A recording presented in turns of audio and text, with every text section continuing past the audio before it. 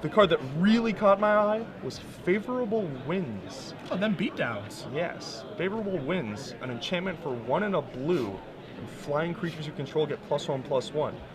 And then, following that, he has a lot of flying creatures. Ah. Well, creature producers. Ah. Lingering Souls, Midnight Haunting, Beckon Apparition, Eyes in the Skies. He went deep. Ooh, Eyes in the Skies. All right? We have gone deep here, and Intangible Virtue and Favorable Winds to level up. I have bad news. Double Static Casts are pretty good against the token deck. Yeah, that's the bad news. Pretty good. That's the bad news. Another card that we've been ranting about all day, and a third one. Oh no, that's a Countered Flux. This is going to be a tough one. Tough spot for Joseph Those cards Rice. are very much alike. As you see, Joseph does draw another copy of Lingering Souls. He has a copy of Lingering Souls in his graveyard as well, and just cannot flash it back because of Static Caster. As we cut into this game two, Darren Menard is up a game. He is on your right playing Blue Red Flash. Joseph Rice on your left playing Esper Tokens. Restoration Angel coming across, providing a clock, and Darren is what looks to be AJ in the driver's seat as I see a Sphinx's Revelation with that counter flux and a Searing Spear in his hand. Yeah, Joseph's really digging to a Supreme Verdict here, if he even left them in, which we don't know that he did.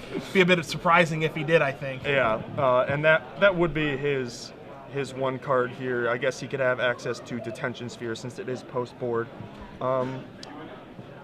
but that would just get counterfluxed.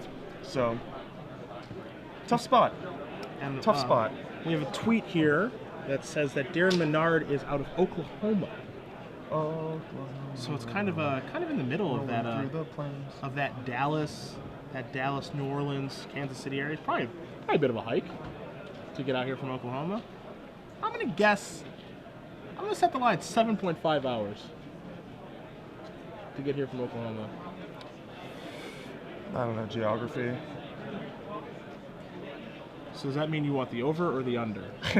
I'll take the over just so that, you'll be contented to... I actually have no idea how long it takes. I'm not setting you up.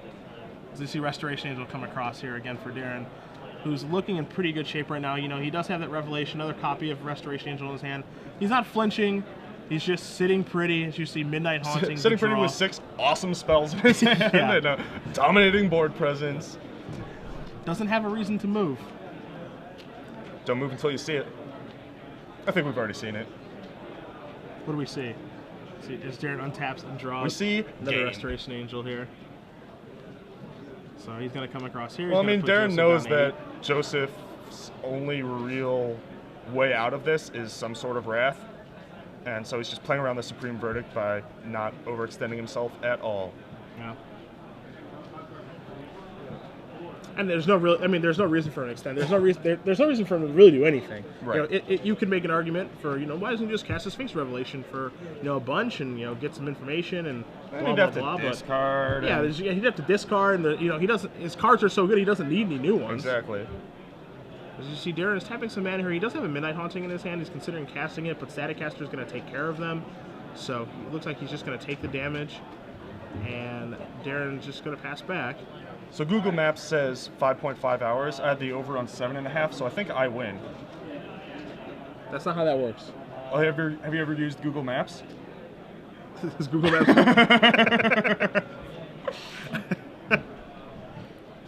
All right. Touche.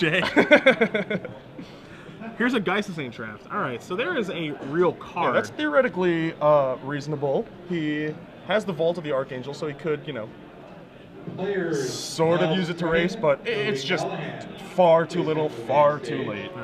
So you see in Darren's hand, with Joseph at 5, this attack from Restoration Angel will put him to 2, as you're going to see or him his cast other another Restoration Angel. Yeah, and he has a Searing Spear in his hand as well. For value. So you see Joseph looks like we're going to get the Dissipate. He does have 3 Dissipates in his sideboard. And 1 in the hand to go along with 2 copies of Negates, 2 copies of Lingering Souls, and a copy of Midnight Haunting. So there is your Dissipate on this new Restoration Angel. I will say that Beckon Apparition is super sweet against Snapcaster Mage. And against Unburial Rites.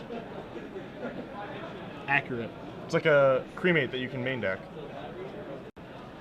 Accurate again. Yeah. I'm like a scientist. There's your Beckon Apparition. A card that I picked to be the best Orzhov card in the set. Oops. I was not right. Oops. I was not right. It is not the best card from the Orzhov Guild. There's a couple better, I think. It's debatable. Spear you. There's your Spear. There's your And Negate. negate and flux. There's Damn. your Counter Flux. That one wins the Counter War.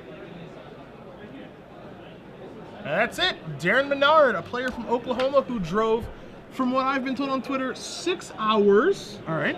to get here. So Google Maps was only a half hour off. All right. It's not too bad. Defeats Joseph Rice 2-0. Blue-White Red Flash, a deck that Darren is consistently playing.